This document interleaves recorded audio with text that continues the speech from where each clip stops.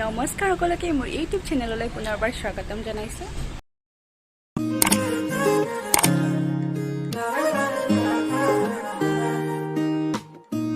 হিয়াৰ বাহিৰ সৰে হোৱানা সুৰেৰে দিয়ানা প্ৰেৰণা।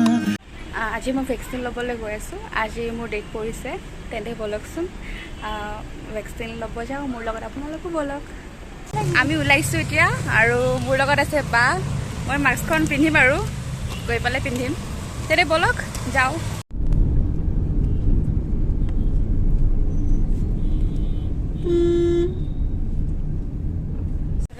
আমি আহি পালোঁ।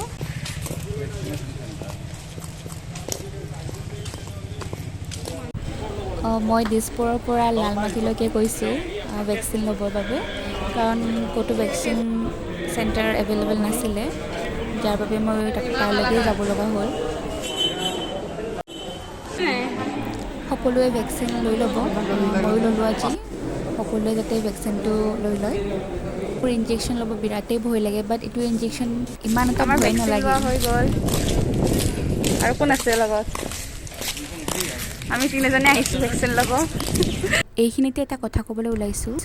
প্ৰতি বছৰে আমাৰ গুৱাহাটী মহানগৰীত কৃত্ৰিম বানপানীয়ে বুৰাই পেলায়, যাৰ জৰিয়তে বিভিন্ন ধৰণৰ সমস্যাৰ সৃষ্টি হয়।